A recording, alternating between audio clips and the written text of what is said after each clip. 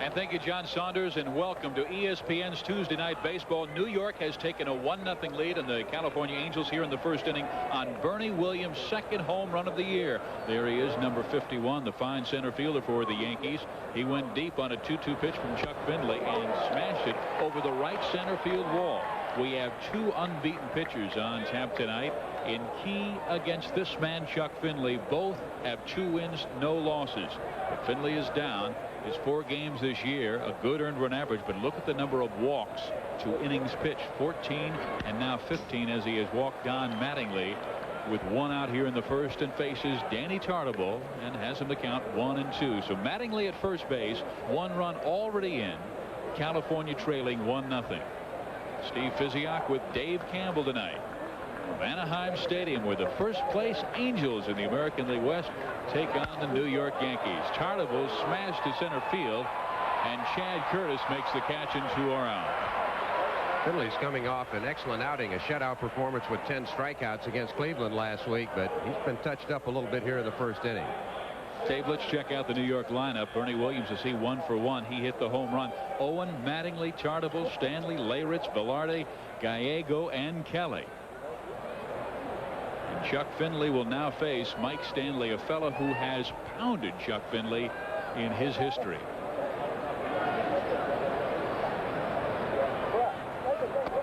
And Findlay has had trouble locating all of his pitches to start this game. He is coming off a marvelous outing. You see Stanley's numbers on the year. He had a grand slam home run in his last game. New York's 10-9 win over Seattle on Sunday. Fastball is in there. Stanley, part of that catching duo of the Yankees that hit 30 home runs last year. Matty Noakes had 22. Stanley chipped in with 8. So offense, no problem from the catching position. Stanley's the better defender. And the pitch blocked nicely by John Orton. Orton catching Findlay tonight. And he is outstanding defensively, and really has been a surprise for Buck Rogers offensively, hitting .290. Well, checking out Buck Rogers' defense tonight. Rene Gonzalez, G. Sarcina, Easley, and Snow, with Polonia, Curtis, Salmon, and Orton on the defensive side. And here is the 2-1 pitch. Mattingly does not go, and it's slapped foul. 2 balls and 2 strikes for Mike Stanley. This is not a speed team. We will not see that many stolen base attempts by New York. They only have 3 stolen bases this year to California's 25.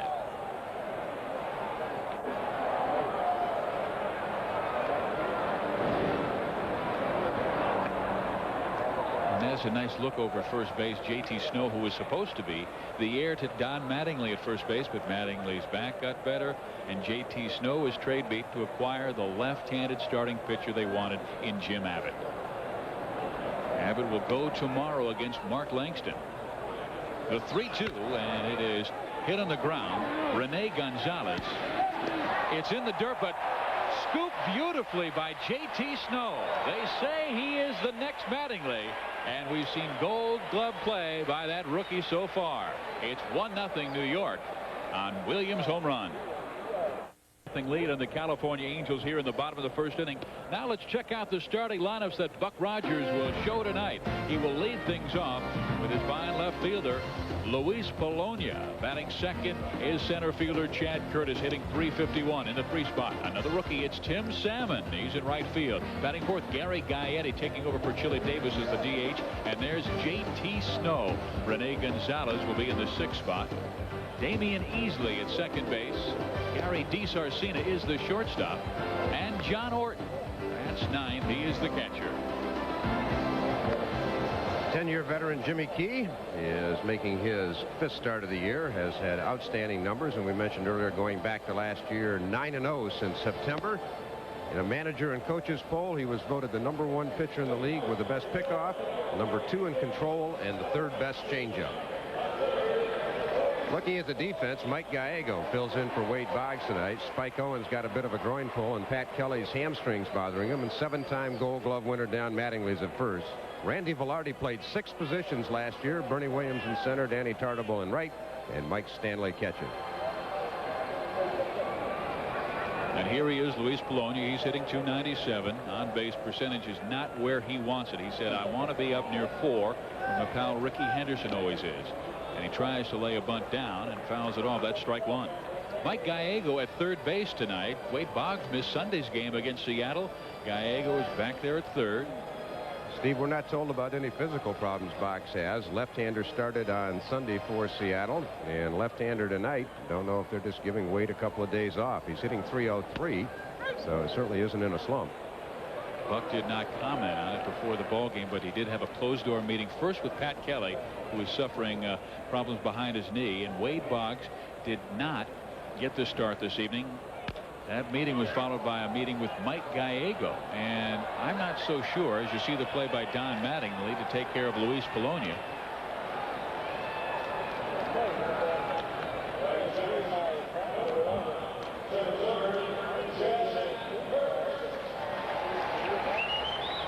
Let's take a look at the first inning home run by Bernie Williams. It's a 2-2 pitch, and Finley got it way over the plate. Just about the same exact spot where Torey Lovullo hit Roger Clemens over that 386 mark in a big home run on Sunday night. Chad Curtis runs out of real estate. Here's Chad Curtis. And there is Bernie Williams, his second home run. He leads the club in RBIs with 12. And that's surprising when it comes from your leadoff spot. Yankees are used to getting some decent production out of center field. A ground ball, second base. And Pat Kelly throws out Chad Curtis. The likes of Mickey Mantle, Joe DiMaggio. Not too bad. Bobby Mercer played out there, had some pretty good years. And here's Tim Salmon. See his numbers, 4 home runs, and he hit the home run off Roger Clemens on the fastball that faded inside. And on Sunday Night Baseball on ESPN, Salmon won it 2-1 with that 7th inning long ball. Last August, Jimmy Key was really in a bad rut. He found himself, and he has just pitched brilliant baseball since. As we said, good sinker, slurve, and a great changeup. Works quickly.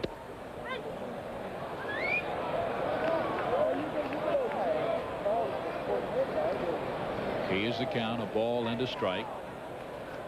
Dave, since September 2nd, 1992, in 13 games, he's been on a roll. Really should be 10-0. He had that game against Kansas City back in New York when he left after 8 innings. He had allowed 3 hits and was ahead 4-0, and 4 batters later it was tied up. That was when the Yankee bullpen of Steve Howe and Steve Farr just let the game out of the bag. Trying to get Salmon to chase that breaking ball in the outside corner. He does not, and the count goes 3 balls and 1 strike. You're right. Key last year to start the season was miserable. He went 6-13, and then he won 7 straight, and he's followed up with 2 consecutive wins here in 1993. And Salmon, Spanks went up the middle, but they haven't played perfectly as Kelly, right behind second base, throws out Tim. So Key gets the Angels 1-2-3. 1-0 New York. New York leads 1-0, and so much of the publicity has been stolen by J.T. Snow. But what about the other young guys like Salmon and Easley and Chad Curtis? Well, J.T. Snow, you saw the play he made at the end of the first inning. He is going to be brilliant defensively, but let's please hold off on sending him to Cooperstown. I mean, the guy's only been in the big leagues for about 3 weeks, and you know, this is a guy who was traded for, Jim Abbott, and I think J.T. Snow is going to be a fine player. But as Buck Rogers so aptly put it, we had a guy here in 1966 by the name of Jackie Warner who had 7 home runs in the month of April and was back in the minors in May. But you get the feeling from watching J.T. Snow that probably will not happen to him. Well, again, he's brilliant defensively. He can earn his keep. You saw that play. That was not an easy play by a first baseman, and I think he's a terrific young man. He's great to talk to, and he's going to be a fine player. But again, come on, guys. 3 weeks in the big leagues. Let's not send him to the Hall of Fame yet. Hey, let's check out scores from around the rest of baseball. Oakland leading Boston 2-0. The A's finally have a lead. Detroit over Kansas City in the 7th, 3-0. And here's a base hit from Jim Leyritz as he drops one into left center field. Man, has he been on a hot streak. I asked him tonight if he was going to be in the lineup, and he kind of smiled, and I said, oh, when you're hitting .550, I guess you're going to be there. Hey, the Yankees were really worried this year. They knew with guys like Paul O'Neill and Boggs and people like that they were going to pound on right-handed pitchers, but they were worried about their lineups against left-handers. Well, Leyritz has stepped up, Stanley stepped up, and this guy, Randy Velarde's hit 3 home runs. He's earned a platoon spot with Paul O'Neill in left field. They've done very well against left-handed pitching in the early going. And now we go to the number 7 man in the Yankee lineup, Randy Velarde. He, too, has had an excellent beginning. 3 home runs. One of them won a game. New York out to a 10-8 start this year. California, of course, the surprise in all of the American League. A 12-4 beginning. First place in the American League West. And there are many who thought that record for Buck Rogers would be reversed. Certainly has been a surprise in early going. They have played nothing but Eastern Division foes to this point, and they've played the majority of their games at home. They've only played 5 road games. They go out on the road after this 2-game series with the Yankees. Great pitching matchup here tomorrow night. Quick move by Finley, but Jim Abbott against Mark Langston. So a premier pitching matchup in both these games with Finley and Jimmy Key tonight, and a couple of more left-handers tomorrow. Buck Showalter saying earlier today he thinks Finley has an average move to first base, but he's very good home and he's very deceptive, and that is why he's able to pick people off and confuse base runners. Yeah, the other thing, most times when you see a guy 6'6", 6'7" like Chuck Finley, they have that slow move to home plate. Not Finley. He's very quick to the plate. He steps quickly. He's got a slide step, and even when he picks the foot up, he gets it down in a hurry and gives his catcher a chance. Here's the 2-1, and it is fought off into right field. That's a base hit. Leyritz turns at second base. He will head to third and be there safely. Runners at the corners for New York with nobody out in the second. Well, it was not a hit and run, but it sure looked like it as Velarde goes inside out and hits it past J.T. Snow, and the Yankees are in business in the early going. Again, they've hit well against lefties. And with that first baseman holding against the runner, that really creates a big hole on the right side, and Velarde finds it with a good shot past J.T. Snow. He also had a chance to see Salmon's arm. He just got the ball back into the infield, but he has a terrific throwing arm in right field. 2 on, no one out, and Mike Gallego the batter. He had a pair of hits in Sunday's victory over the Seattle Mariners. One thing Finley's done in the early going is he's falling behind in the count. He's not getting his forkball over, so the Yankees are pounding on the heater. The fastball that Bernie Williams hit, all the other base hits have been off fastballs as well.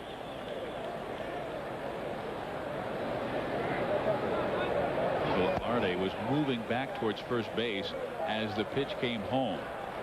Amazing thing is that Finley's not missing by much, and he's missing down, but for some reason the Yankees seem to be picking up the lack of rotation on the forkball, and they're laying off it. So Orton goes out and talks to Chuck Finley. I don't know if their advanced scout picked up something in his delivery or not, but they're not really offering at that split finger pitch with a forkball right now. That was his trouble early last year. Very flat forkball. Certainly was not the case in his last win, a 2-hitter against Cleveland. There's a ground ball short. They go second, one on to first, and they get the double play, but New York scores their second run. With a guy like Jimmy Key pitching, you're really reluctant to give up a run, but you've got to stem the tide of the big inning, and the Angels keep their infield at double play depth, and they turn the double play but must concede the run here. DiSarcina gets it to Damian Easley. Not the smoothest pivot ever, but Damian's kind of learning a new position. He's a shortstop by trade who had to play third base last year and is now asked to step in at second. So Leyritz has scored. New York takes a 2-0 lead on these California Angels. You'd think both of these guys, Jimmy Key and Finley, would have those kind of numbers, but Jimmy Key's just the opposite. A sinker ball pitcher who threw very few double plays last year. Finley got a bunch of them. Charles Nagy of Cleveland threw 32 to lead. And here's Pat Kelly. 2 outs, nobody on. And he hits it hard, but right at the shortstop, Gary DiSarcina, who takes it. Yankees come up with one more and now lead California 2-0 going to the bottom of the second. Welcome back to Tuesday Night Baseball. It's New York 2, California 0. Chuck Finley against Jimmy Key. Key will now face Gary Gaetti. Designated hitting for Chili Davis tonight. He's given the night off. And Gaetti pumps Rips one to center field. Bernie Williams races back in, makes a nice catch. And coming to the plate, Cole, Player of the Week in the American League, shared the honor with Chris Bossy, who threw the no-hitter earlier this week. J.T. Snow, and he can play some defense as well. Yeah, if it's a little throw just in front of the first baseman, almost every first baseman can catch this. But this was one that kicked out on the grass, and you saw the terrific hands that Snow had. There are very few first basemen that would make that play. You see the numbers. A .789 slugging percentage, leads the American League. .386 batting average. Went 0 for 3 against Roger Clemens, and he got one tossed right at his head, almost as if to say, hey, rookie, settle down. Yeah, I just love to watch him defensively. I mean, I'm sure I'll omit somebody, but guys like Wes Parker, Keith Hernandez, Mike Hegan used to play first base, terrific defensive player. Mark Grace of the current crop, very smooth. They just really glide at first base. Other guys get the job done. Don Mattingly, certainly 7 Gold Gloves. But J.T. Snow is going to be in that elite group defensively, and if he can hit like he has been, then he can go to the Hall of Fame. There's last year's Gold Glove winner. The 2-1 from Key, and Snow pops it foul. It's 2 balls and 2 strikes. There was a right-handed fielding first baseman by the name of Vic Power back in the 50s that really could do it defensively. But for some reason, guys that throw left-handed wear that glove in the right hand. They always look a little bit smoother around the back. Will Clark. Absolutely. Fastball on the inside corner, and Snow takes strike 3. Let's go to Gary Miller. Back in the studio, we'll keep you updated on all the other action. Let's start in the Astrodome, where Houston remains in a tie for first with the Giants, who won this afternoon. Ken Caminiti getting things started with a home run in the opening inning off the Cards' Rael Cormier. James also homered in the game. 9-2, Astros win it as we go back to Stephen Day. Thank you, Gary. It's 2-0 here. New York with the lead on the California Angels. And California still looking for their first base runner. I don't know if JT said anything, but Buck Rogers started screaming at home plate umpire Joe Brinkman, and Brinkman ripped the mask off right away. I tell you, that Angel dugout keeps it up. Somebody's going to be gone in a hurry. Buck is hot. Let's take a look at the pitch again. Remembering, of course, our center field camera is off center. Well, I'll tell you what. Too close to take. But Key is really a master. He's fun to watch. He sets you up so well, and then he makes that 85-mile-an-hour fastball look so much better when he pops it inside. After seeing that 79, 78-mile-an-hour slider. The only bad thing about Jimmy Key is he works so efficiently, he doesn't give you any time to talk about him. I mean, he was a leading pitcher in baseball last year at retiring the first batter in the inning. Only 22% of runners got on base, and that was the best in baseball. And anybody that follows this game on a regular basis will tell you that if you can get the first hitter in the inning, your chances of success are improved mightily.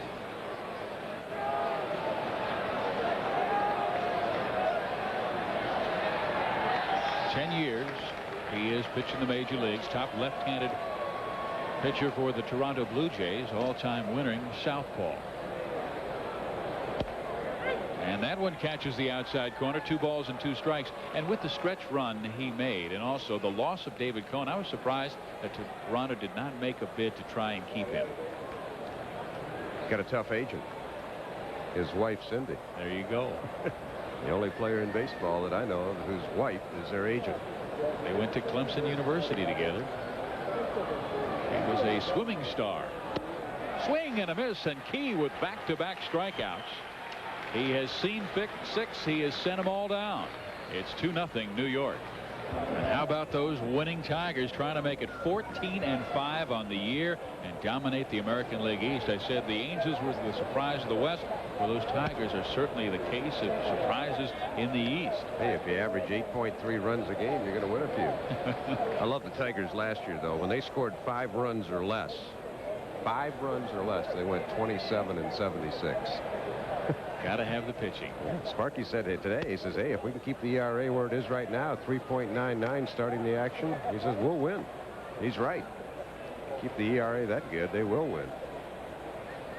Here in Anaheim, it is 2-0. New York has the lead, and Finley back in the mound to face Bernie Williams, who homered off of him his first time up. A solid shot on a 2-2 pitch to right center field. He has been strong in about all areas. Reggie Jackson was talking to Bernie Williams, among other Yankees, before the ball game, and he is one of the advisors to George Steinbrenner this year. And Finley throws ball 4 to Bernie Williams. So the leadoff man is on first base. Tomorrow night, more NHL hockey coming your way. Washington's Capitals go against the New York Islanders. That is Game 6. The Islanders lead the series 3-2. Tomorrow night, 7:30 Eastern, 4:30 on the West Coast.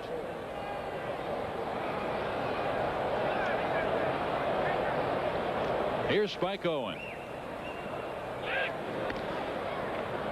See what the Yankees do here. They had the fewest sacrifice bunts of any team in baseball last year with 26. Clete Boyer is giving the sign. Spike Owen, though, may try to dump a bunt anyway. Yankees already have a 2-0 lead. But trimmed down Clete Boyer this year.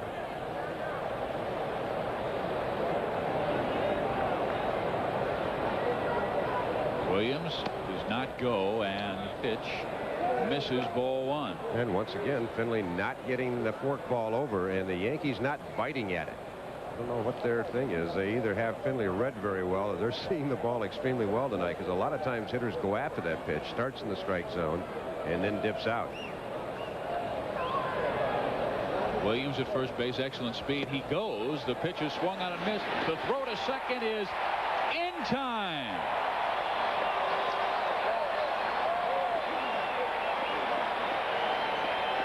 Now, that's the first attempt that Bernie Williams has had all year, which is kind of surprising for a leadoff man. But Bernie executes properly. You can see him looking. Actually, what Bernie should have done is run with his head down. Then when he thought the ball was going to go past the hitter, look, he ran about the first 7 steps looking back to his left. What you have to do is run about halfway to second, judge when the ball is crossing the hitter, and then look back. And Spike Owen sends one in the air, short left field, and Gary DeSarcina is there to make the catch. Let's check in with Gary Miller. Steve, we got some hockey for you. The Kings and the Flames in the breakaway. Here comes Gretzky. He spots the backboard and feeds Robitaille perfectly. It's his first goal of the playoff. 4 minutes later, he added another. They're in command, 5-1 at the Saddle Dome in the second. Thank you, Gary. Of course, we'll have the Islanders in Washington tomorrow on ESPN. That'll be Game 6 of that important series. Here in Anaheim, New York leading California as the Angels are on a 6-game win streak and want to keep it going. Don Mattingly takes strike 1 from Chuck Finley. See the updated average, and that includes a current 0 for 21 that Mattingly's in. The worst slump of his career. It just ended. Nice timing, Dave.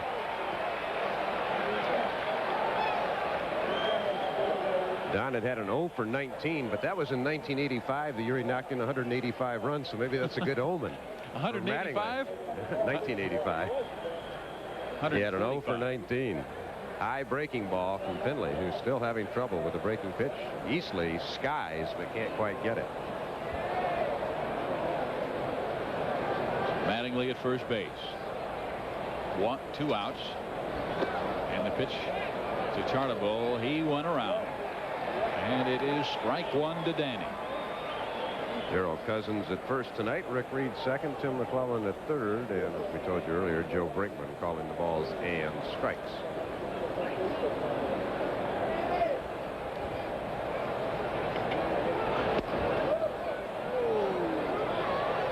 Ball to strike.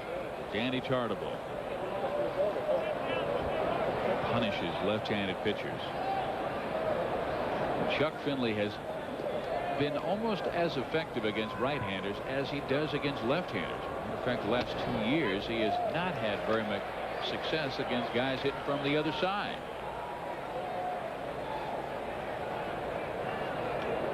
Chartable, one of the top sluggers. See Chuck standing on the third base side of the mound. This inning lasts a little bit. We'll talk about it. Otherwise, we'll get it to you later on. Finley pitches from the same side of the mound to both hitters. Now, he thinks he gets good action on the ball away from the right-handed batters, but by standing on that side of the mound, he's not as intimidating to left-handed hitters because he's not coming from the side. They can see the ball better. But he thinks his mechanics are better staying in one spot. And there's a swing and a miss by Tartabull.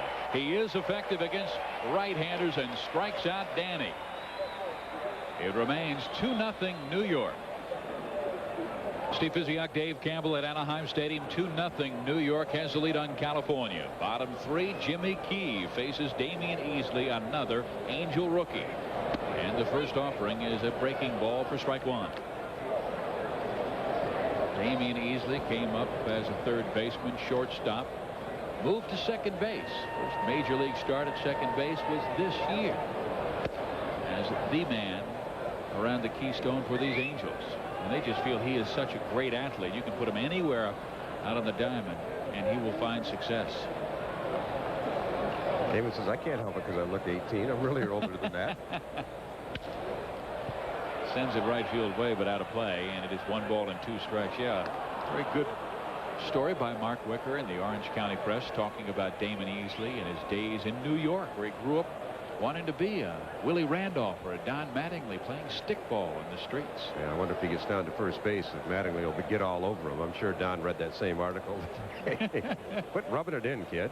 And Don, he just turned 32, last week? Yeah.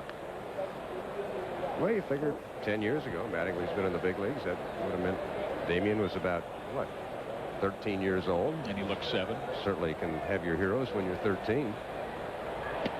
Checks his swing, but it was in the zone, and Easley is gone. 3 straight strikeouts for Jimmy Key.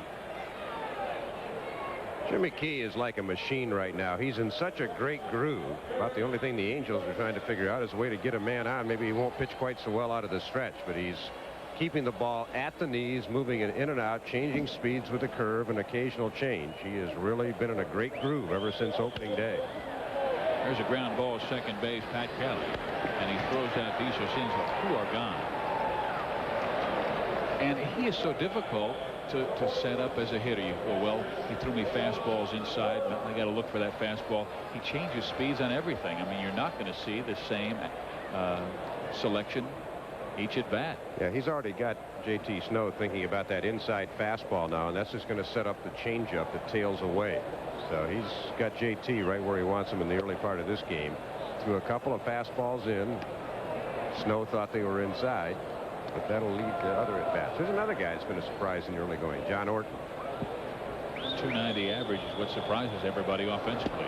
And he swings at that breaking ball in the outside corner. A little change on speeds on it, and it is 1 ball, 1 strike.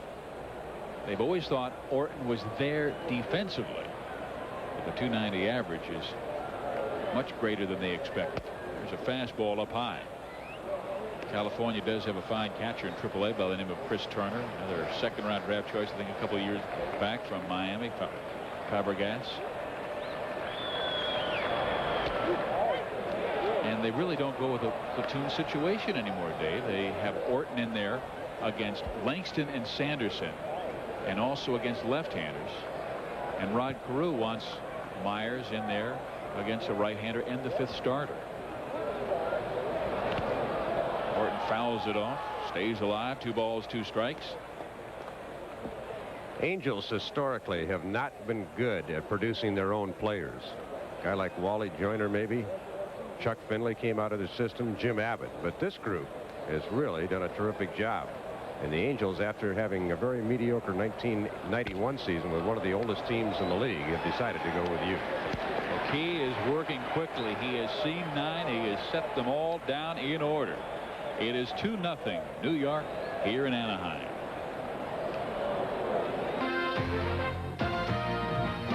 ESPN's presentation of Major League Baseball is brought to you by Isuzu, makers of incredible 4-wheel drives. Beautiful Anaheim Stadium in Southern California. The Los Angeles Rams play football here, but this place was built for baseball. And there's the new bullpen that the California Angels have a chance to sit by, and they're talking about growing some plants out there. Yeah, they try to come up with a name for it too. I did have a thought today. How about the Purgatory Pavilion? I mean, it's the Angels, right? And those guys coming out of there don't know whether it's going to be good for them or bad for them. Very good. I like that. I think they should call it My Sweet Heaven. You got to be an optimist about this. I see. Can't always be hanging in limbo. Yeah, you're the one that had the twin brother, and you got the pony. I know that story. And you got the duck.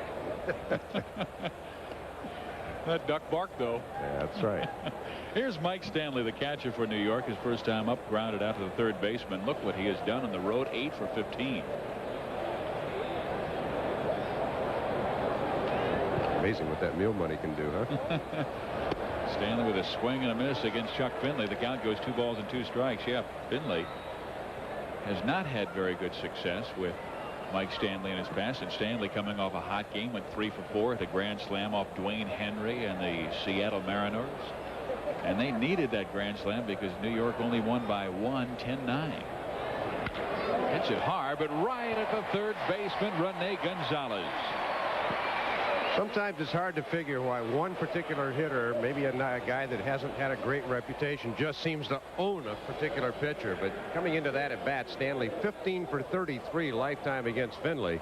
And I mean, he scalded that ball. Gonzalez going up to make the play. But Mike Stanley, whatever Chuck Finley throws up there, Stanley seems to hit a rocket. And Stanley's a guy that hit 249 the last 3 years in a row. So we're not talking about a 300 hitter. And here's slugging Jimmy Leyritz. His average up to 571. 12 for 21. 3 home runs. Takes a fastball low. Jimmy Leyritz from the Cincinnati area.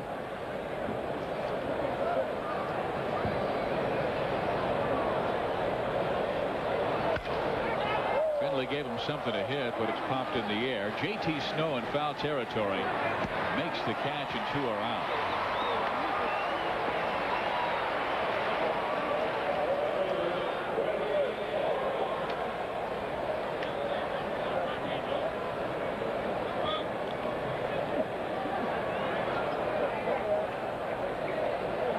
Randy Velarde, the batter. He got a base in his last time up, and that single to right field enabled Jim Leyritz to get to third base. Double play later, and they scored a run, and New York has themselves a 2-0 lead. They took a 1-0 advantage on Bernie Williams' second home run of the year. That was to start the ball game, leading it off against Chuck Finley. Chuck is down 2-0, and Jimmy Key, all he has done is set down 9 straight Angel batters.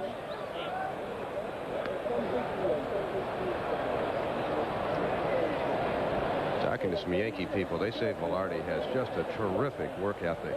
Said he's really made himself into a good baseball player at the major league level. We mentioned he played 6 different positions last year. Played excellent at third base, played short, second, and all 3 outfield positions. Plus he doubles as a DH now and then. So Randy Velarde's made himself a very valuable property for the Yankees. 30 years old now from Midland, Texas. He has the count his way. And he takes a strike. It's 3-1. Finley's starting to get in a better groove, but he's still been falling behind in the count. 3-1 is a hitter's delight. Velarde will be cranking if he sees something he likes here. In there, it is 3-2. They didn't like it well enough. Chuck got it down. Velarde wanted something up in the zone to drive.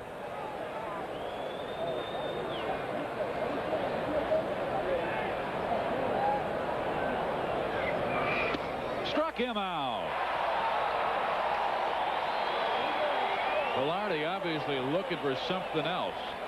When we come back, you'll have a chance to take a look at rookie Tim Salmon. Steve Physiak, Dave Campbell at Anaheim Stadium, New York, with a 2-0 lead on the California Angels, and Jimmy Key back to the mound to go with his 4th inning of work. Ground ball to short, and Spike Owen throws out Luis Polonia. Well, Steve, in our little advancer during the hockey game, we said we might have the cure for the 3-hour ball game tonight. I don't want to jinx us, but we're on a pretty good pace right here with Jimmy Key and Chuck Finley. They work quickly, don't they? Amazing when the pitchers throw strikes. It's amazing what kind of a pace game you can have. I think Jimmy Key's agent has to tell him to slow down to get more PR. Yeah, he already got the contract. He doesn't need the PR. And we talked about his agent, his wife, Cindy.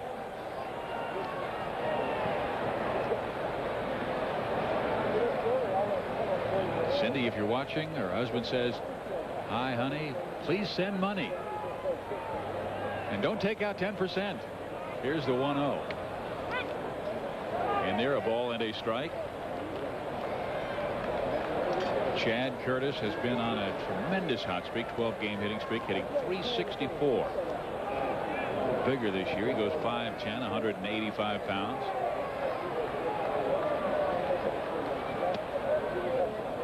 Keep trying to get him to chase, and it's 2-1. Haven't heard a lot about Chad Curtis, but you saw the 12-game hitting streak started tonight at .351. He scored runs in 11 consecutive games. I believe that's only 8 shy of the major league record. 19 consecutive by Red Rolfe. You are amazing. I don't know if Jimmy Key's wife is watching tonight, but I know Buck's parents are in Prospect, Ohio. He said Aunt and Uncle were over. They had the last of the walleyed pike that they caught last fall. It's been frozen all winter. Buck said, the folks are going to be watching. Aunt and Uncle are over. And he said, when I was a youngster, he said, I was a prospect from Prospect. And then he said, I became a suspect from Prospect. Here's the 2-2, and Curtis fouls it back. He said a little bit of milk, a little bit of egg, a little bit of breadcrumbs, and that walleye tastes great. Yeah, he said his aunt and uncle don't have cables, so they came. Oh, yeah. And there's salmon. Speaking of walleye, Tim Sock guy salmon. Likes his grill. Smoked. He wants to smoke Jimmy Key. His fastball over the fence. Here's a little chopper. He will handle it. And just barely get Chad Curtis. Gary Miller, what do you want for dinner?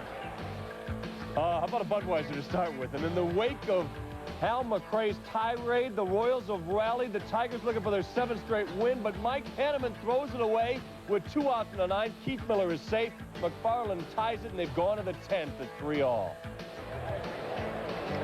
Gary back here. We will see Tim Salmon with 2 outs. Nobody on. And California trailing by 2. There is the breaking ball that misses. Well, shall I be the first to say that the last perfect game in the major leagues was thrown by Dennis Martinez in 1991. We're only in the 4th. That's right. Hey, gone through 11. You know how those announcers jinx the pitcher. So. What did when Jose Guzman had it for 8 innings, Harry Carey did not say anything until the 8th inning. 8 2/3 for Guzman all the way. Here is the 1-1 fastball up high.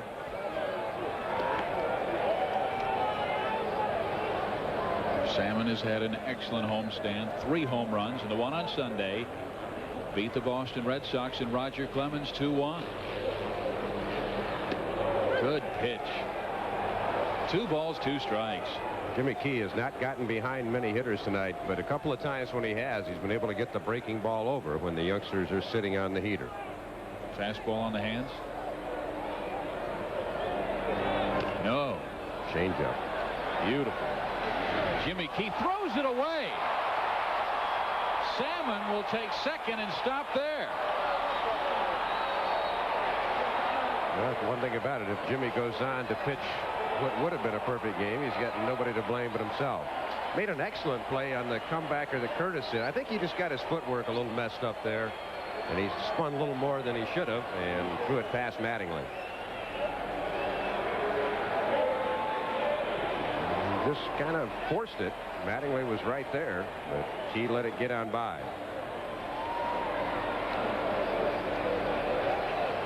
Does everything properly, opens up the body so Mattingly can see it well, but just makes a pretty bad toss. Looked like he threw a slider. Mattingly was calling for a fastball. So Salmon's at second base, and the tying run comes to the plate in Gary Gaetti. And he hit one hard, but a left center field. That was run down by Bernie Williams. Angels not too happy with the strike zone of Joe Brinkman tonight. Gaetti, a notorious first ball hitter, hit the first ball last time up. If it's close enough for Gary to hack, he would be.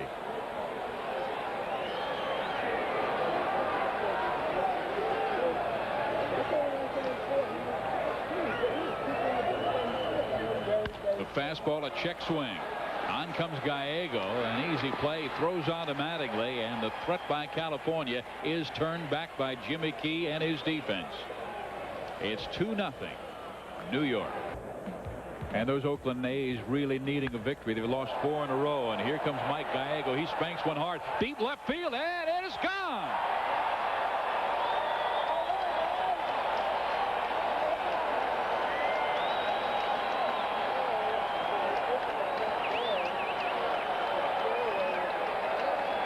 Well, Gags wasn't getting much playing time. Buck Showalter pushes the right buttons tonight, gives Boggs the night off, puts Gallego in, and Mike, who in 1991 hit 12 home runs after only having 11 total in his career before, has been finding the power late in his career. He got all of this one. Finley knew the sound. Louis Polonia put a little show on for us, but Luis, no, you've got no chance on that one. And here comes Pat Kelly. He lined out of the shortstop. You might have read Mike Gallego's comments in the USA Today the other day when he was talking about not having an idea what his responsibilities were with Buck Showalter's Yankees. Well, the Yankees really have a bunch of middle infielders. Pretty darn good when Andy Stankiewicz is playing down in Columbus. He was kind of the fans' darling last year, but no room for him when they went out and signed Spike Owen in the offseason. And you have to believe that the Yankees might be shopping a Mike Gallego, but he has a high price tag. Could be, but in this day and age, you can share that price tag. As we know with Mark Davis, where 3 different teams are paying his salary right now. Kansas City, Atlanta, and Philadelphia.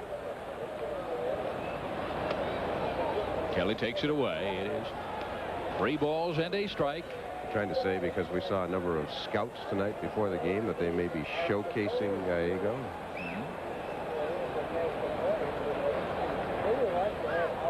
Good showcase, a 384-foot home run to left center field, his first of the year. Finley only allowed 1 in 27 innings coming into tonight. Bernie Williams touched him for a leadoff homer in the game, and Gallego. So not 2 of your bigger power hitters have taken Finley deep. And he is high to Pat Kelly. One of the things that affected Chuck Finley last year when he went 2-11 with an ERA of 5.5 in the first half of the season, he had the bad toe. He had had surgery, and he couldn't get any push off with his drive foot. Now he's having no problems. He pitched very well in the second half last year, has started off well this year, but all of a sudden here in the top of the 5th is allowed a homer and a walk. And that's his 3rd walk of this game. He had 98 last year. Snap toss first base. Diving back in is Pat Kelly. If they do have a stolen base for Fred right now, it is Kelly. But he does have some tendonitis in the back of his leg, so we're going to have to see about that. Buck Showalter held off a long while in his lineups tonight because of Owen's groin and Kelly having the tendonitis in the back of the knee. He's not going, and Williams fouls it off. Bernie Williams went deep his first time, walked his second time, but was cut down trying to steal, and he's upped his average to 288.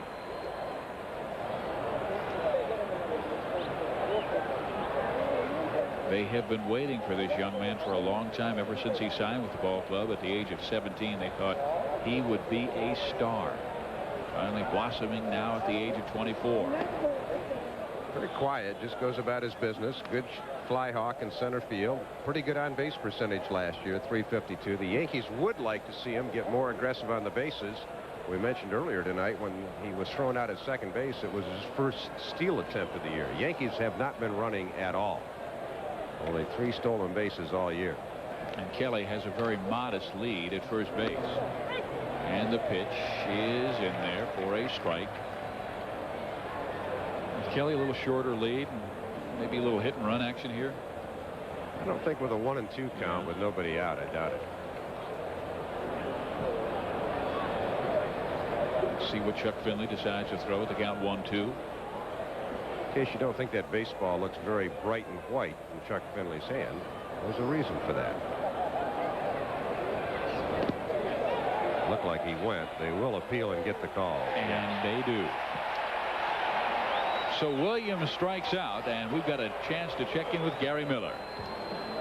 Steve, Chris Bosio's follow-up to that no-hitter. He had a shutout going against the Indians. Here he is covering the bag in the double play, and Jeff Treadway runs him over. Fazio had to lead the game with a shoulder injury. They led it 2-0 in the 6th.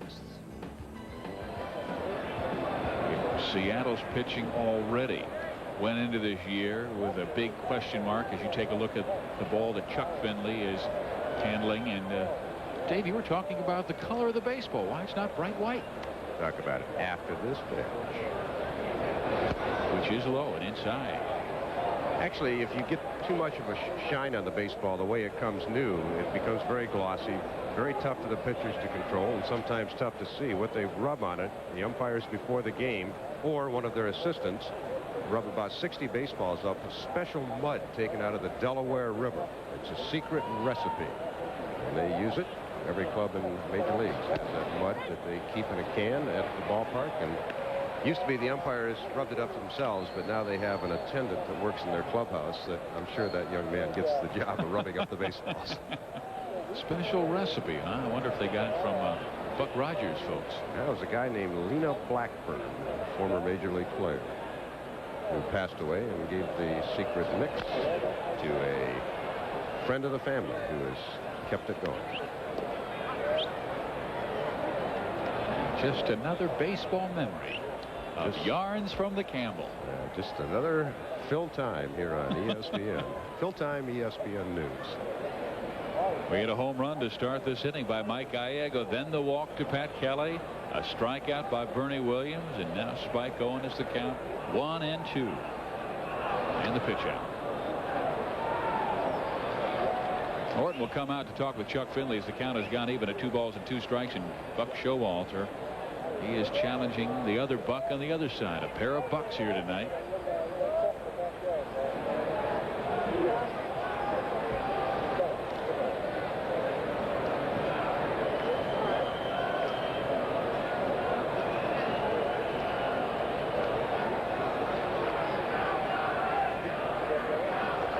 And the 2-2 pitch.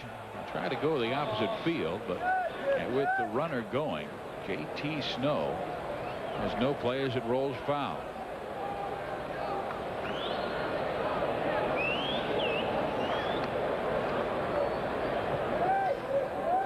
Average has moved up every season since 1990. 234, then 255, 269, and last year at 269 he really gave himself a terrific opportunity to market himself, and he did that with that $7 million contract he has signed with the New York Yankees and come out with a .300 average in the first 2 weeks. Foul back. Stays 2-2. This time Kelly stayed at first base.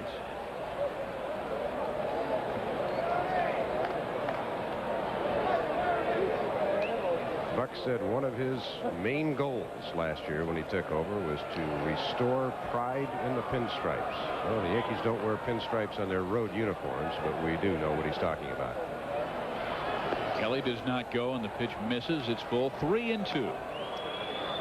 Yes, I see you looking at me. Yeah, he will be going.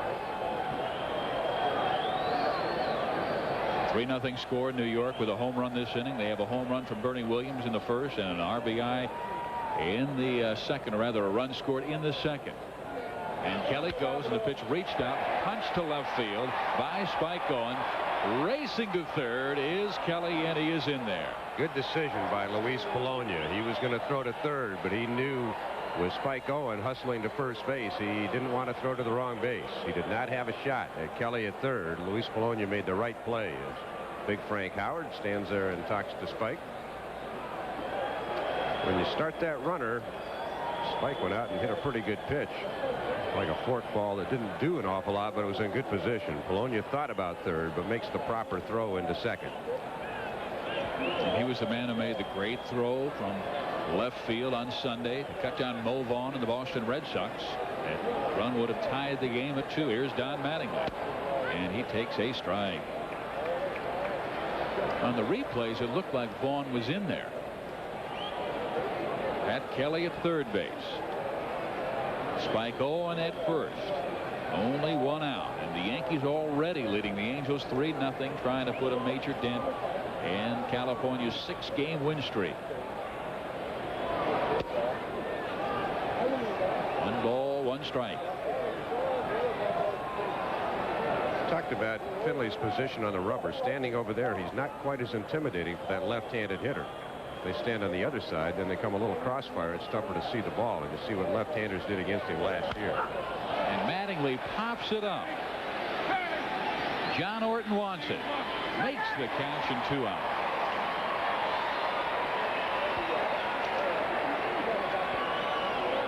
Donnie had a good pitch to hit. And this is a man that's knocked in 35% of men in scoring position in his career, the best of any current player.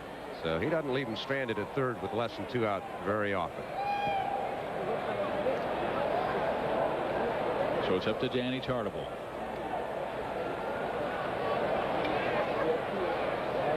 So you're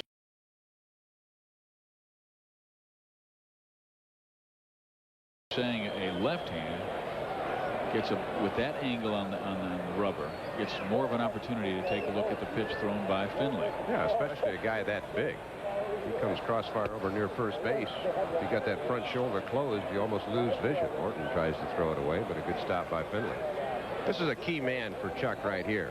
He knows he's up against a tough hombre tonight in Jimmy Key. His club's already down 3-0. He got a big out with Mattingly, but he's got one big out to go here. If Tartabull goes deep, Angels probably can kiss this one goodbye.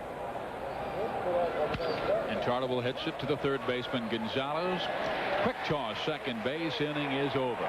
Yanks score a run, but don't go away. JT's coming to the plate for California when we come back. I have relief in Kansas City. They are staring in the face of last place after Oakland had lost 4 games in a row. And retook the cellar from Kansas City, but the Royals have rebounded from a very disappointing beginning to go 8-12 now. And here's JT Snow. And he has a count, a ball and a strike to Jimmy Key.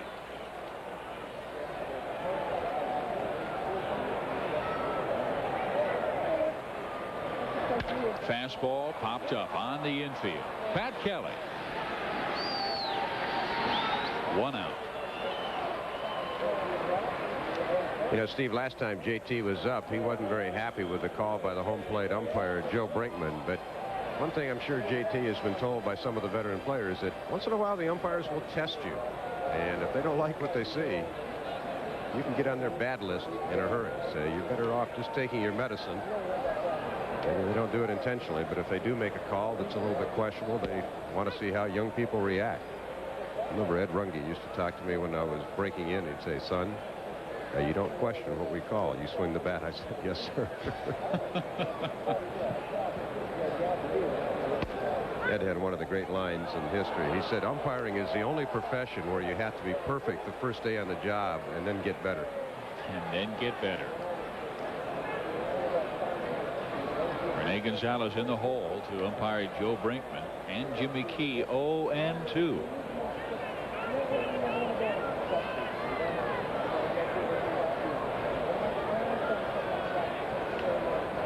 Breaking ball misses. Another thing, too, about, you know, some of the borderline calls, most of them are going Jimmy Key's way tonight, but everybody will tell you, it's been around this game, that if you're around the plate consistently, the umpires are going to give you the calls. It's just human nature if you're around that plate that much. Came inside on Rene Gonzalez, but misses. It's evening the count at 2 balls and 2 strikes. So he's more inclined to get a borderline pitch than, say, a Randy Johnson. Randy's been throwing strikes this year, though. In the air, center field. Bernie Williams back at about 8 feet from the warning track, makes the catch, and 2 out. Jimmy Key has had a one hitter in his career. That was against the Chicago White Sox. But he is starting to flirt with the idea of, let's see, he's retired 14 batters. The only runner to reach was on his own throwing error. That came in the 4th inning. Tim Salmon, the base runner. And there's a ground ball short, taken care of by Spike Owen, and he throws on to Don Mattingly. Another 1-2-3 frame for Jimmy Key. 5 no-hit innings. It's 3-0 New York. For 2 against Finley. And he pops this one. Foul territory. JT Snow races over, and he will be out of room. Steve, this ballpark, Anaheim Stadium, in a rating done by our friends at Stats Inc., this park has turned out to be the most average park, fair to both pitchers and hitters, of any park in the major leagues over the last 5 years. The one that has the most negative influence on runs, the Oakland Coliseum, probably because it has the most foul territory, and the park that had the biggest positive influence on runs scored, gee, a real surprise, Wrigley Field in Chicago. But not this year. It's Tiger Stadium, I have a feeling. 20 runs in 2 games, 17 in another. Yeah, the Tigers scored 3 runs tonight, just to continue that thought, what the Tigers did last year when they scored 3 runs or less.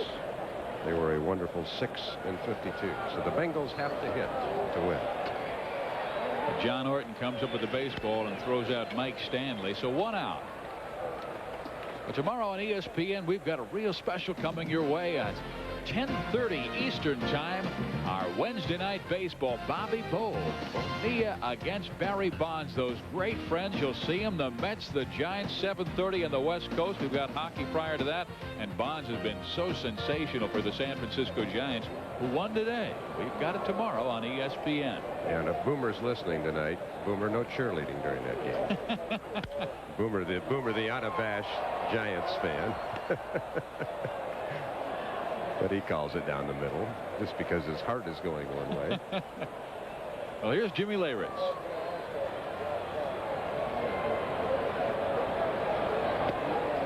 Takes it low, 1 ball and 1 strike. I did a game with Boomer. Of course, we're talking about Chris Berman in L.A. one time, and Lasorda brought him into the office and preached to him for a half hour about how Boomer was going to have to become a Dodger fan. Yeah.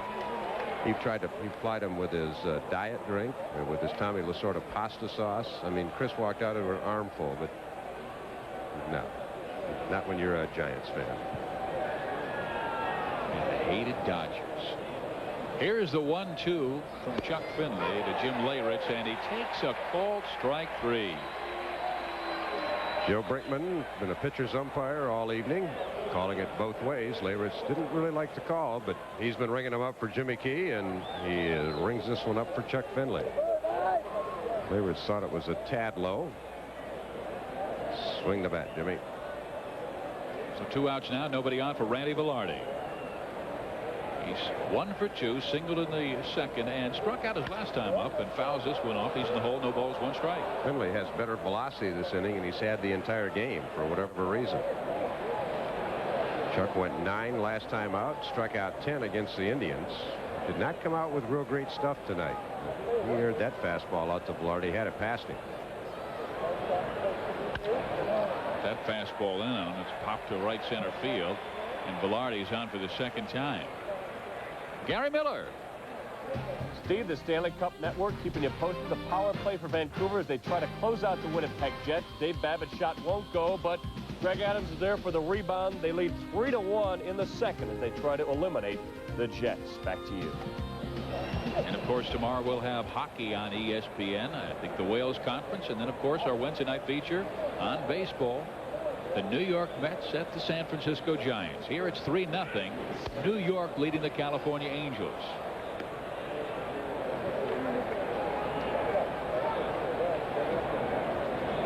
New logo. You see on the cap of Chuck Finley. What a turnaround it has been.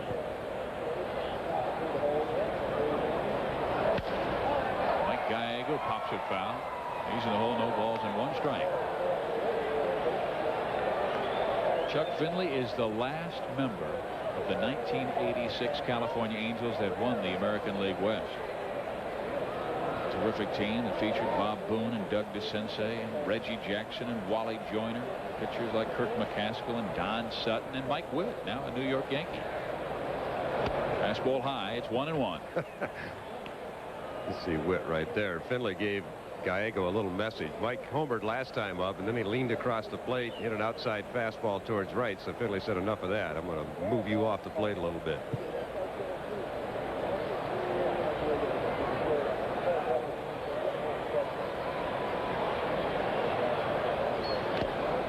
Gallego fouls it back. But the message that was sent yesterday, Roger Clemens to J.T. Snow, the rookie, he throws one behind his head, and then Scott Sanderson comes up and throws one behind the head of one of his great friends, Andre Dawson. Yeah, neither one of them were close. They were just messages. There's J.T. Snow. He said, well, I knew it was going to happen. I'm the rookie. I'm still learning. Runner goes, and the pitch is swung on, popped in the air, right center field. And Tim Salmon is there. Yankees threaten but can't score. They remain leading Chuck Finley 3-0. Yankees with runs in the first, second, and fifth have the 3-0 lead on the California Angels. Tuesday night baseball on ESPN. Steve Physiak and Dave Campbell with you. And here we go, bottom of the sixth inning. Gary DiSarcina will lead things off. He is 0 for 1. He has seen his average fall from 241 down to under the 240 mark. Rod Carew working with him quite a bit in batting practice this afternoon. And it is 2 balls and no strikes to the Angels shortstop. There's Rod Carew sitting right next to Rene Gonzalez, his third baseman. In there, and it is 2-1. Jimmy Key, first time he's fallen behind a hitter, 2 balls and no strikes all night. Comes back 2-1. Has not had a 3-ball count on one Angel hitter this evening. See, I'm a jinx. I said he had a perfect game, and the Jimmy Key fans are ready to string me up by my neck. But just reporting, folks. The count is 3-1 to Gary DiSarcina. And he spanks it back up the middle. That's a base hit, and it breaks up Jimmy Key's no-hitter. Well, in his one hitter against the White Sox in 1986, it was the shortstop Ozzie Guillen that broke it up with 1 out in the 5th inning. So get behind 3-1. Jimmy Key with a 3-run lead wasn't going to walk him. Lays it right down the middle, and DiSarcina hits it right back up the middle.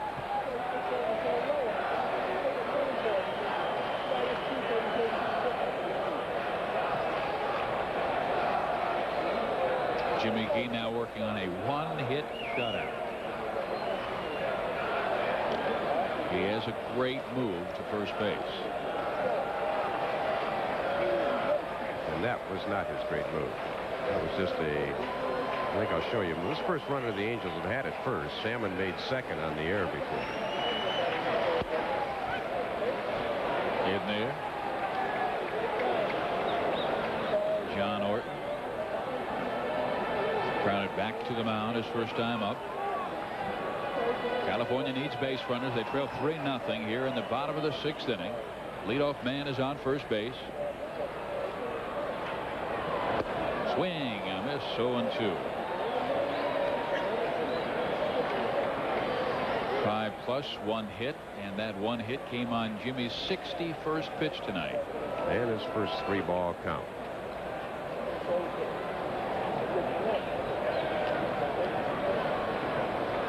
And the 0-2 to Orton. He checks his swing, fouls it into the Yankees dugout. Jimmy Key is what you call a professional pitcher. For you youngsters out there, maybe don't throw 90 miles an hour. You don't have to. You can throw 85, 86, 87, spot the fastball in and out like he has tonight. Get an occasional breaking ball over and have a good changeup. You can flat pitch in the major leagues. Coming home to Orton again. Ooh, didn't miss by much, and it's 1-2. Tried to backdoor him with a hook. Stayed upstairs just a little bit, according to Joe Brinkman. He almost teases you on that outside corner, daring you to pull it. You know, he's just got that very smooth delivery. By the time you think you have him measured, he changes speeds on you again. Aim inside with the fastball. Evens the count. 2 balls, 2 strikes to John Orton. All those spots he was hitting early on, he's just missing a little bit right now. This is a key pitch. He doesn't want to go 3-2 to Orton. He's still got the advantage. 2 balls, 2 strikes.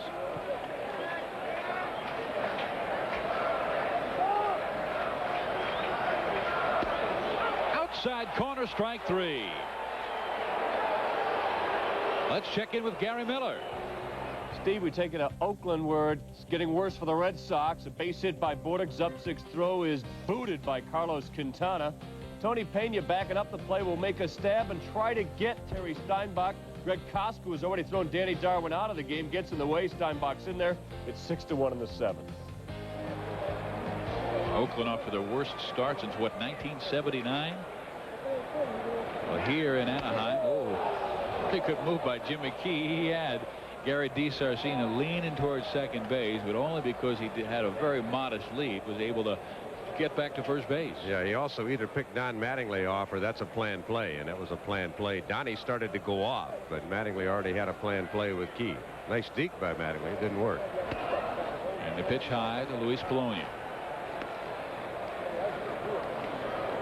Luis tonight 0 for 2, fair ground outs. He is hitting .347 against the New York Yankees. He says every time they come to town, this is one team I really enjoy beating. One of those home runs was an inside the park grand slam. That probably tickled him more than anything else. He left New York under difficult circumstances. Trouble in Milwaukee.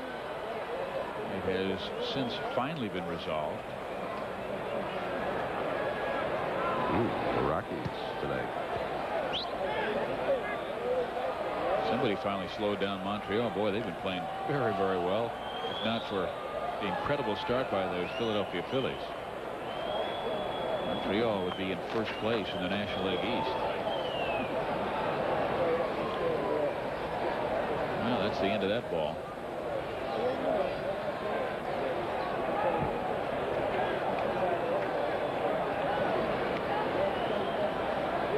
DiSarcina again, a very short lead at first base, and a big swing and a miss by Luis Polonia. Left-handed batters against Jimmy Key last year hit 176. That was the lowest in the American League. But Polonia, usually a pretty good contact hitter, doesn't strike out very much. Key's got him though, 1 and 2.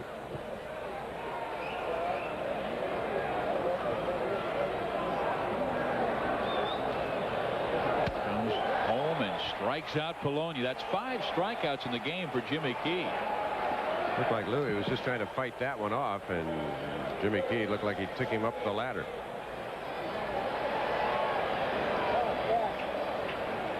So Key went upstairs on Polonia, and Louis couldn't catch up. 2 outs now, and to the plate is Chad Curtis. Pair of ground outs against Jimmy Key.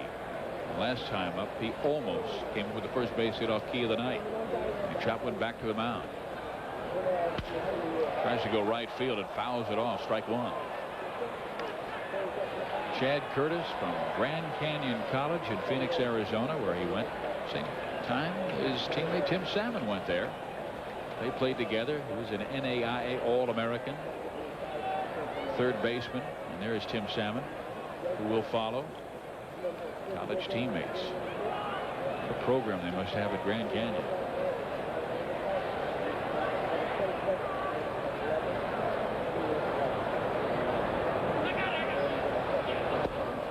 Tough to hit one out of there, though. Biggest ballpark in baseball history, the Grand Canyon. Tim Salmon hit 51. Must really be strong. Over the Colorado River.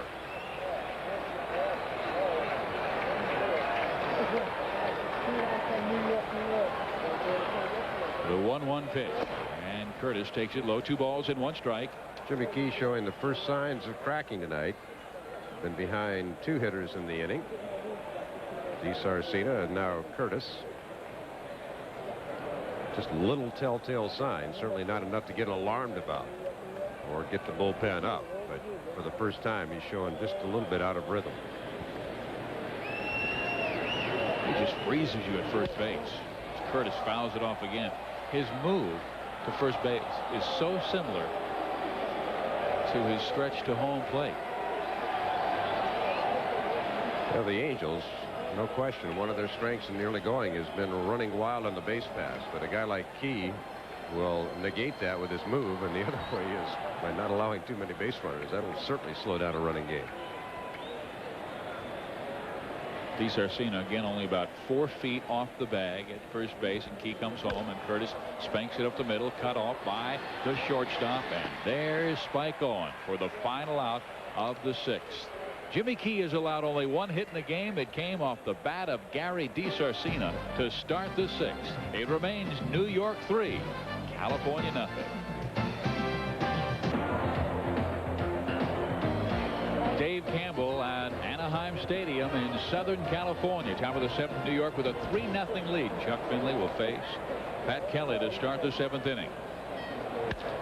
And Kelly pops it in the air, right center field. Tim Salmon there, and 1 out.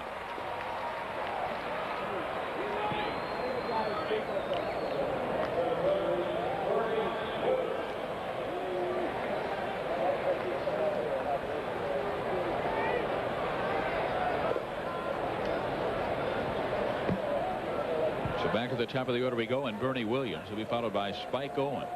And then if anybody gets on, Don Mattingly. Williams tonight started the damage against Chuck Finley back in the 1st inning to lead the game off, hit a Soto home run to right center field, and now takes a big breaking ball on the inside corner for strike 1. Finley sharper the last 2 innings. Velarde got a hit off him, but Chuck's starting to get a little better spin on the breaking ball, a little more movement on the fastball, and he's really turning it loose right now. And he has been effective against the right-handers. We talked about him standing on that third base side of the rubber. Now he has kind of a deceptive, and he hides the ball extremely well. That has to make it even more difficult against a right-handed hitter. Also get better tail action on the fastball. So that way it's tailing away from the right-handed hitter, but again it's coming in a little bit to the left-handed hitter, which does help them to some extent. But I still don't think there's too many left-handers in the league that like running up there often. A lot of those numbers last year, the 402 left-handed batters, a lot of that inflated in the first half of the season when his ERA was nearly 6. He was having all kinds of problems with the foot. Your left-handers hit 402 off him, but when you take a look at lineups, most of the teams will send right-handers out against Chuck Finley, except when they face the best hitters on a team, like a Don Mattingly or Ken Griffey Jr. Those guys are in there against everybody. So the best left-handers are always facing Chuck Finley. No wonder they hit 402 off them. And this year hitting over 300. Here's the 2-2 to Bernie, and he swings and misses, striking out.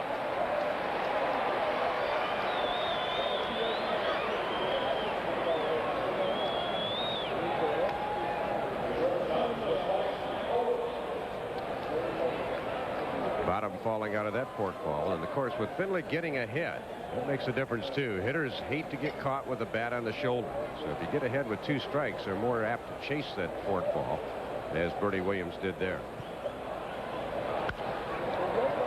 Pop foul by Spike Owen. Finley's one of those guys who will mix it up. 867 strikeouts in his Angel career. Of course, the all-time leader, Nolan Ryan, 2,416. Mike Wick, forgot about him. He had 1,283. And it's popped up. John Orton takes care of Spike Owen, and Chuck Finley has his first 1-2-3 inning of the game. Bottom 7th inning to lead things off, Tim Salmon. He'll be followed by Gary Gaetti, and then J.T. Snow, the heart of the order for California. Jimmy Key has been outstanding tonight. He has allowed just 1 hit, at Gary DiSarcina's leadoff single to start the 6th inning. Salmon 0 for 2 in the night. He reached on the air. That was the first base runner allowed by Jimmy Key. Came on his error. A lot of great baseball stories in that crowd. Buddy Herzog, Reggie Jackson, of course, in the middle, and George Steinbrenner, the owner of New York's Yankees.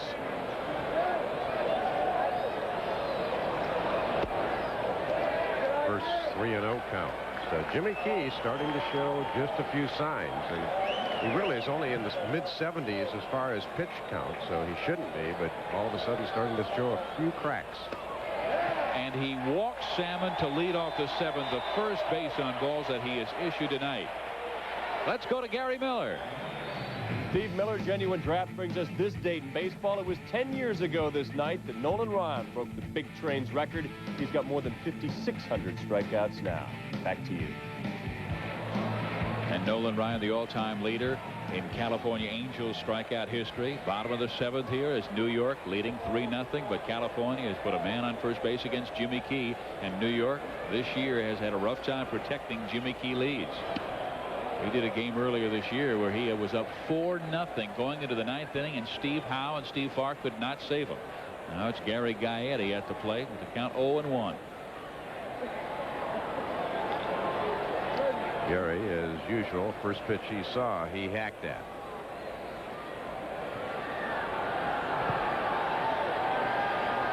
He's coming home on a swing and a miss by Gaetti. 0-2. Of course, Gary hasn't been one of the fan favorites here. He's struggled in the 2 years. He did lead the Angels in home runs last year, but only hit 12. The Angels were abysmal offensively. In 1992, they averaged 3.6 runs a game. One of the reasons for their improvement, they're averaging 5.8 in the first 16 this year, but have zeros up there tonight. 0-2 and a swing and a miss by Gaetti. 6 strikeouts on the night for Jimmy Key. Well, as quickly as Jimmy lost it, all of a sudden he went into the stretch and got it back. So maybe he feels more comfortable right now out of the stretch, as he made some good pitches on Gaetti. Good tailing changeup. Gaetti couldn't lay off. 1 out now with Salmon at first base, and the batter is J.T. Snow. Salmon's not going anywhere with California down. Now he is. Wow. And he will stay at second base. I was going to say he's not going anywhere with a stolen base because the Angels just simply need base runners. Well, the amazing thing about that is Jimmy Key went 3 years between 1990 and 1992, including those 2 years, and threw only 1 wild pitch. So you know he's out of sync. He launched it fast. Breeze through 6, allowing only 1 hit and 2 base runners, the other on his own error. Salmon at second base. He was there. Back in the 5th, but was left stranded. Catching the outside corner to J.T. Snow, and it's 1-1. Don't take me wrong. Jimmy Key hasn't lost it. He's just starting to struggle a little bit.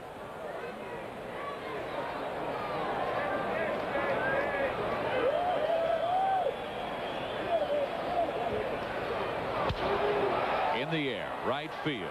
Danny Tartagle makes the catch. Salmon tags. He stays at second base, though.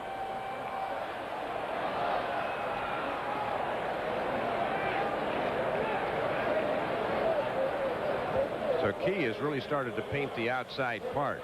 He walked Salmon, made 3 good pitches to Gaetti, and stayed outside after the wild pitch to J.T. Snow, and J.T. could only just kind of flare one off to the right side. With the Angels trailing by 3, they sent up Rene Gonzalez, who wants to go deep. He said it has been a long time since his last home run. I think June 18th last year was the last time Rene Gonzalez went with a long ball. He's got Salmon at second base. Angels trailing by 3.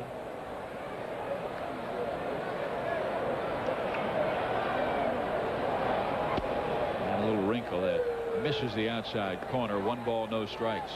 Rene broke his hand in August last year, and that's why he missed much of the second half of the season. We talked about Gallego hitting 12 in 91 after hitting 11 total in his career. Rene hit 7 last year. He had only had 6 in his career up to then total, not in 1 year. So he had a little newfound power. Those gags. Yeah, they found that power by lifting weights, Dave. You bet. Brady Anderson and Rene Gonzalez got together, beefed up a little bit, didn't pull any muscles. And the running controversy continues. Just check the disabled list, pal. New York has 0. 1970, there were 52 players on the disabled list the whole year. Last year, there were 137 pitchers alone. And the 1-1 pitch to Rene Gonzalez. He quickly changed the subject, and it is a low ball, 2-1. The one hit allowed. That's to Gary DiSarcina to start the 6th inning. He has walked his first batter, and that came here in the 7th. The leadoff man, Tim Salmon. Chuck Finley in the California dugout. Down 3-0.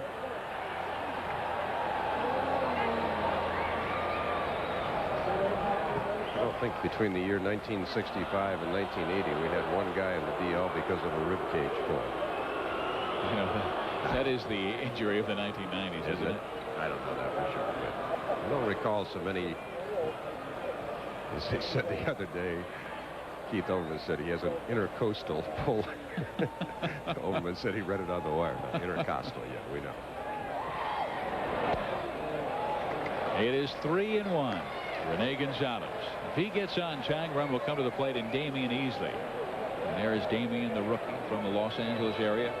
Took his first 13 years in the city of New York, and he loved the New York Yankees.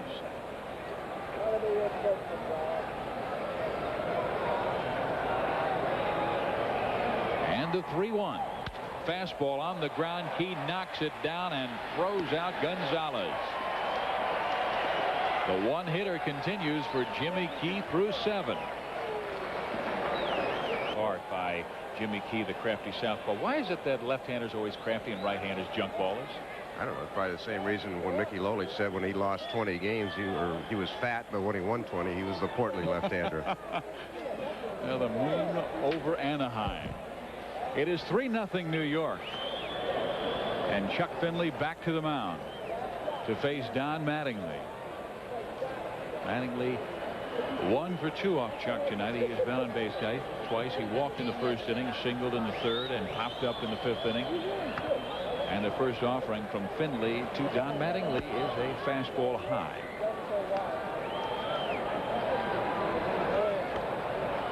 Really wonderful watching him work in batting practice.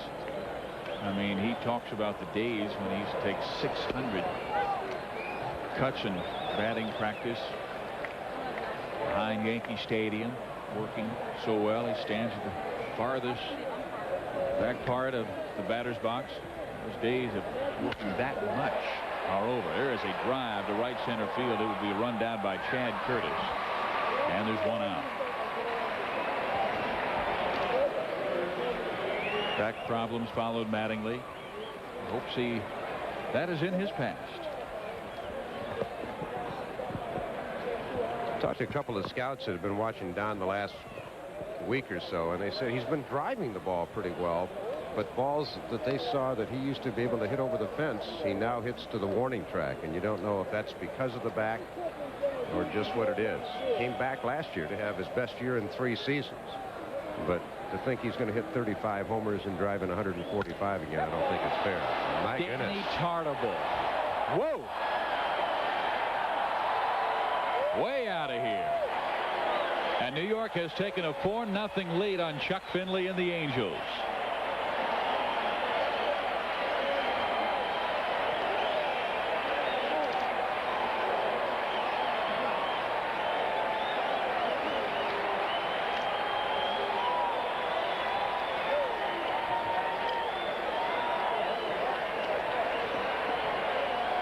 This is one of those, I wonder what movie they're showing on the flight of this one today. That was about 430 feet or so. We'll wait for the tail of the tape, but I'll guarantee you it's going to be pushing 430. It was a monster. And here is Mike Stanley. 0 for 3 in the evening. And he has the count. 1 ball, no strikes to him from Chuck Finley.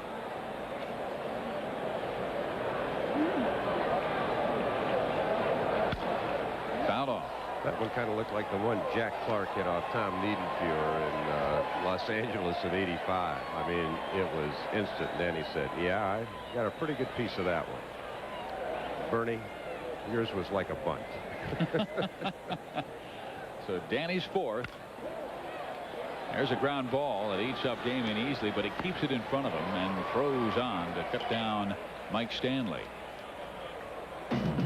Wednesday night baseball tomorrow night on ESPN. Special time 10:30 Eastern, 7:30 the West Coast. The Mets and the Giants. Bobby Bowe against his old friend Barry Bonds. It is the Mets and Giants here on ESPN at New Candlestick Park. It redone the fences. They've got walls now. Barry Bonds is chewing up Candlestick Park, hitting better than 400 this year. Here's Jimmy Leyritz. Hey, Barry Bonds, eat your heart out. Leyritz is hitting better than 500. I'm sorry, I overestimated. It was measured at 422 feet. You're slipping, pal. Leyritz swings and misses, 1-1. There was a time when I worked with you 3 years ago. You would have been right at 430.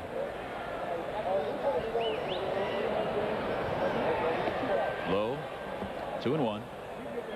Rene Gonzalez in the last game the Angels lost. Cal Ripken in the bottom of the 8th inning hit a swinging bunt down the third base line. It went 65 feet, and Gonzalez called him after the game and asked him how far it went on the IBM tail of the tape.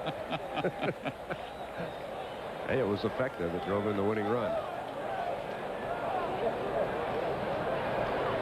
The 2-2. And Leyritz pops it foul again, stays alive. 2 outs here in the 8th inning. 4-0. New York has the lead, and the California Angels trying to snap the Angels' 6-game win streak. Over a year ago since Finley's allowed 3 home runs in a game. Swing and a miss, and down goes Jim Leyritz. He gives up one more. That man's home run is 4th of the year. 4-0 New York. Key is working on a 1-hit shutout. That lone hit to Gary DiSarcina back in inning number 6. And here to lead things off, he'll face the rookie, Damian Easley. Easley 0 for 2, struck out in the 3rd, grounded to short in inning number 5.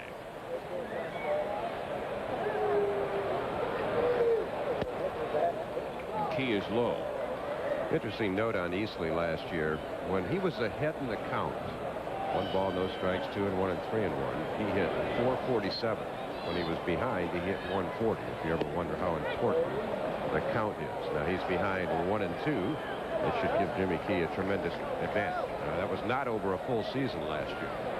But still indicative of what happens when the pitcher gets ahead in the count. What it does is basically hitters hate to strike out. A few of them don't mind. They get their 3 hacks, but most hitters hate to strike out, so they really start getting defensive at the plate, and they don't get good rips even when the pitcher makes a mistake. Who's the best 2-strike hitter you ever saw? Well, you can make a case for a lot of guys, but I played against a guy named Rico Cardi that was about as good as I saw. Here's Easley with the count 1-2, and he takes a fastball and pops it foul. I think the best guy in baseball last year was Tony Gwynn, and I think he hit 288. So that just gives you an indicative. That's just indicative of how when the pitcher gets ahead, the advantage really goes to him. Wade Boggs has always been a great 2-strike hitter. Not tonight, though. He's watching. He watched his replacement Mike Gallego go deep to put one of the Yankee runs on the board. 3 home runs by the Bombers tonight. 1-2 again, pop foul by Easley. That's 3 in a row with foul balls. I saw a stat on Wade Boggs last year. He only swung and missed 4% of the time in 1993. And still hit 259. That's what's amazing. So much for contact. Yeah. A high breaking ball hit to Gallego. He throws out Damian Easley. Gary. Steve, the K factor. Speaking of Jimmy Key, he had walked only 4 batters coming into this game. He overtakes John Dobson with his performance tonight, the best strikeout to walk ratio in the American League this season. 6th inning, the only hit off Jimmy Key, Gary DiSarcina, and he spanked it right past Jimmy Key up the middle. The only hit we've seen from the Angels. And now Key faces him the time after.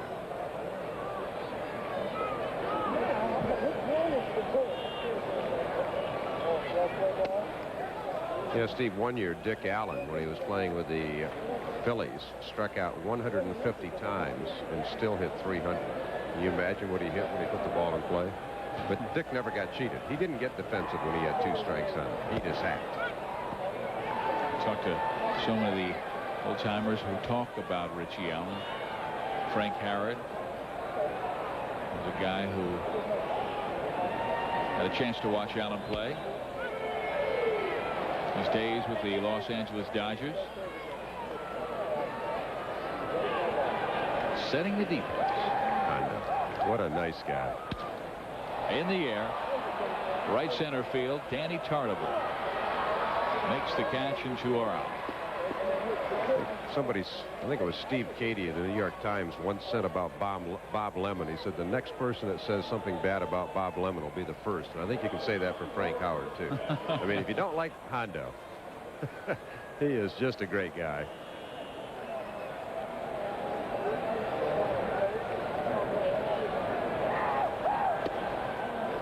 Again, Key tries to work the corner of the plate, and it's 1 ball and no strikes to John Orton.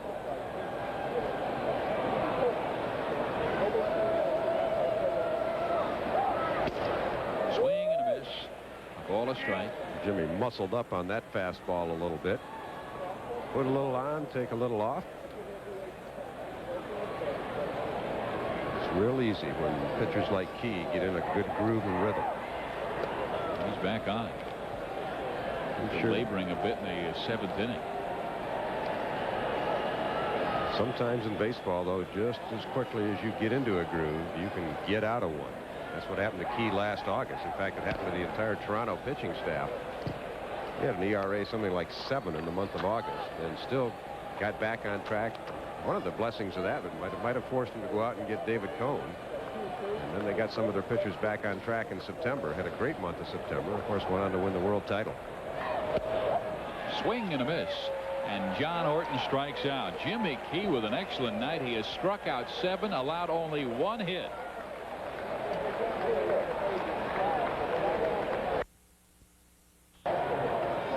Steve Hisiak, Dave Campbell, top of the 9th inning. New York with a 4-0 lead in the California Angels. Chuck Finley will come out for the 9th to face Randy Velarde, Mike Gallego, and Pat Kelly. And Finley's first pitch, and Velarde goes after it, trying to drop it into center field, but Chad Curtis runs it down. Finley only at the 110 pitch count, so he's not really overextended, but I'm sure Buck Rogers and Chuck Hernandez, the pitching coach of the Angels, keeping a watchful eye on them. They do have activity in their bullpen. That's the real reason why the Angels are winning this year, you know, Steve. No more red shoes.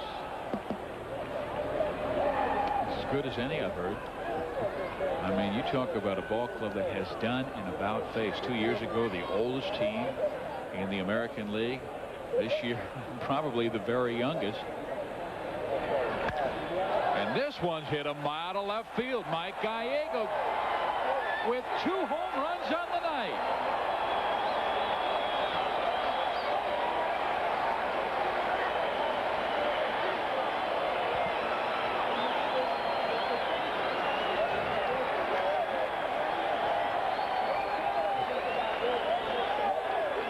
I wonder if Wade Boggs has ever heard of Wally Pipp.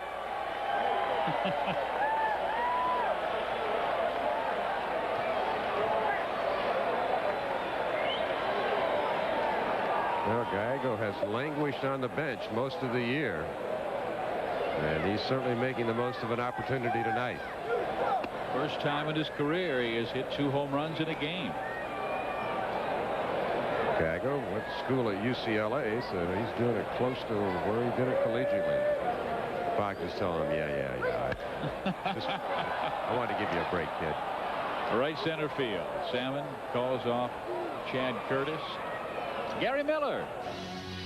Steve, speaking of taters, Mark McGwire back in the lineup for the A's. That's his 2nd of the game. 8 hits this year. 3 of them are home runs. The A's have hit 4 in the game. They're up 7-2 in the 9th. Gary Chellum, his old friend and old teammate Mike Gallego, has gone deep twice in Anaheim to give New York Yankees a 5-0 lead in the California Angels. And those two are close friends. I'm pretty sure a phone call will be exchanged between the 2 of them tonight.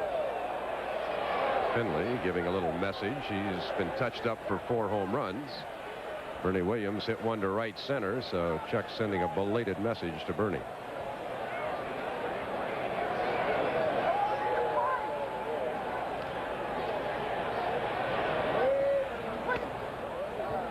Two balls and no strikes to Bernie Williams.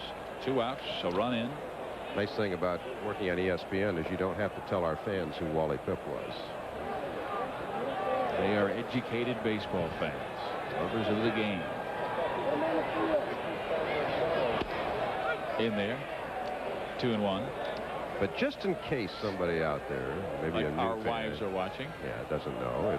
He happened to come up with a headache one day, and a guy by the name of Lou Gehrig was inserted by Miller Huggins into the lineup. And 2,130 games later, Pip was still wondering if he'd get to play a game with the Yankees. Bernie Williams has the count, 3 balls and 1 strike. It is a 5-0 New York lead as they're trying to snap California's win streak at 6 games.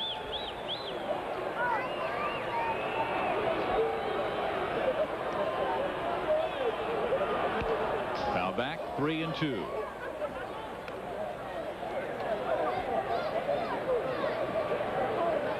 Finley, they still got about 90 miles an hour on the radar gun with that last fastball. I think the only thing about Chuck's fastball, and we documented it earlier on, at times he's had an outstanding fastball, but it hasn't been consistently there. Not taking anything away from Gallego, but he hit a hanging fastball, not one of those 90-mile-an-hours upstairs. With 2 outs, he has walked Bernie Williams here in the 9th inning. Scott Lewis and Valero are warming down in that California bullpen. Let's take a look at Mike Gallego's home run again, his 2nd of the game. Mike got full extension, and just like Tartabull, maybe it didn't go as far, but he knew it was gone. He's hit a 384-foot bomb and now taking one 377. Here's Spike going, and he pops it up on the infield. Damian Easley. Yankees come up with 1 more. And Mike Gallego's 2nd home run of the game. It's 5-0 Yanks. Bottom of the 9th inning, Jimmy Key is going to try and finish this thing off himself. We told you earlier in this telecast that he had a 4-0 lead earlier this year in New York. Gave way to the bullpen. Steve Howe and Steve Farr could not save the game for him. He lost that affair 5-4. So he'll try and finish this one himself. Luis Polonia will lead things off, and here's the strike 1 pitch to him. Polonia in the air. Bernie Williams. 1 out. We've got SportsCenter coming up next with Dan Patrick and Chris Fowler. They'll be telling us about Chris Bosio. Another no-no. Hal McRae's tirade in Kansas City, and Mike Tyson speaks out about his future. SportsCenter next on ESPN. Jimmy Key at 110 pitches, so he's certainly in the area. Not concerned yet. About 120, 125, usually the limit. No activity in the Yankee bullpen. Scores from around the major leagues again at 15-45. Listach goes 4 for 4. Toronto beats Texas 4-3. That's important because California will hold on to their lead in the American League West. That is 2.5 games. And Kansas City beat Detroit, so New York will be within 2 games of first place in the American League East. And Chad Curtis is out for the 4th straight time in this game. 1 out. Colorado got 11 at home. Houston 9-2 over St. Louis. Biggio with 3 hits. There's Chuck Finley, who is staring in the face of his first loss of the year. And the Marlins, good bullpen work. How about Oral Hershiser, 6th career 3-hitter. Burkett, first 5-game winner in the major leagues. And the Canucks lead the series 3-1. California down to their last hitter, Tim Salmon. So he can get on, start a rally. Well, Steve, we said earlier on, in fact, in a little thing we did during the hockey game, if it was a chance for a 2-hour and 15-minute, these guys could turn it in. We're looking at about 2:13 right now. So at least that's kept form to this point. Salmon swing and a miss, 1-2. And this is when he has been outstanding. 1-2. Let's see if he drops a little wrinkle on the outside corner. And he's done so well tonight.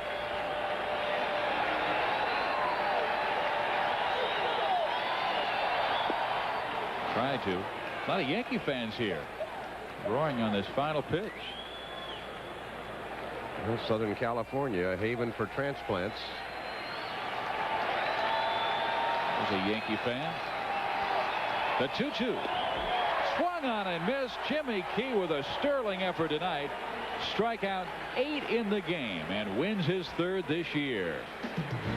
Key goes to 3-0. Findlay is 2-1. The Yanks 11-8. They're within 2 games of front-running Detroit in the East. California is 12-5, 2.5 games in front of second-place Texas. Williams, Tarnable, 2 home runs by that man, Mike Gallego. For Dave Campbell and our entire ESPN crew, I'm Steve Physioc saying good night from Anaheim, where our final score is New York 5, California nothing. Stay tuned for SportsCenter right after this.